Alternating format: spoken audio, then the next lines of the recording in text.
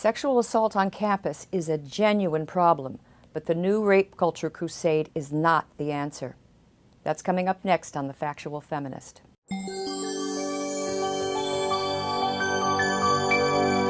Now watch these protesters shout down a speaker. It's a shame that you're using tactics to silence people. We will not be silenced. The speaker, a left-leaning anarchist concerned about police overreach, had once defended the idea of due process for those accused of sexual assault. Well, the rape culture activists were having none of it. They may think of their movement as progressive and world-improving. In reality, it's just the opposite. Professors at Oberlin, Rutgers, UCSB, they've been urged to place trigger warnings on class syllabi because they have books like The Great Gatsby or Things Fall Apart, which contain misogynist violence.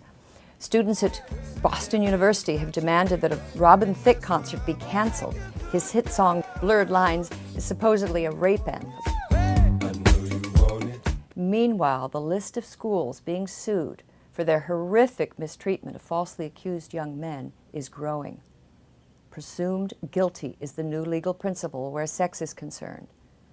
This movement will not help victims, but it will turn our campuses into hostile environments for free speech and for due process. It's already happening. And so far, university officials, political leaders, the White House, they're siding with the mob. What is going on? It appears that we're in the throes of one of those panics where paranoia, censorship, false accusations flourish, and otherwise sensible people abandon their critical faculties.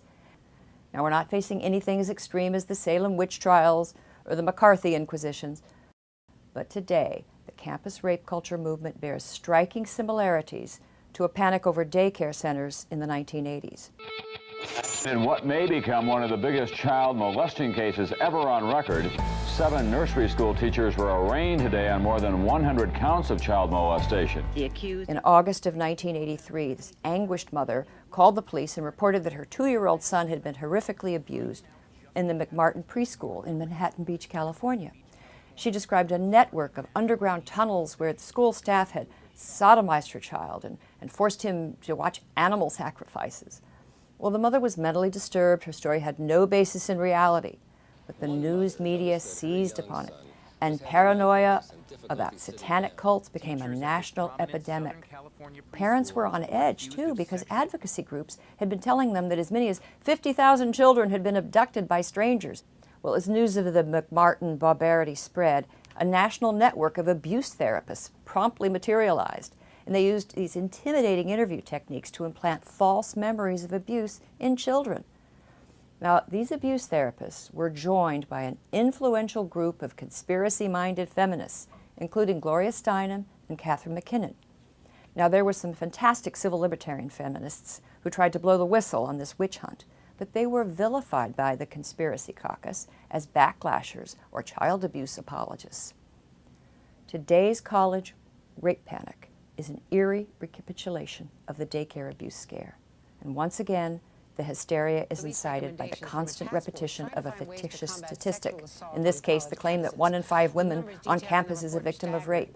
1 in 5 women are victims of assaults while at college. Once again, conspiracy feminists are at the forefront of this movement.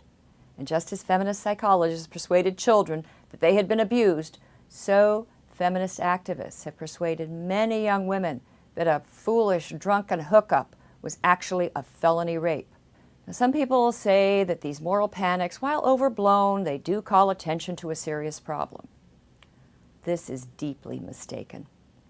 The hysteria about daycare abuse and campus rape, it confuses and discredits genuine cases of abuse and violence. Molestation and rape are horrific crimes that warrant serious attention and vigorous response. Panics breed chaos and mob justice. Please let me know if you have any ideas on what we can do to stem this rape culture panic. And I welcome comments and suggestions.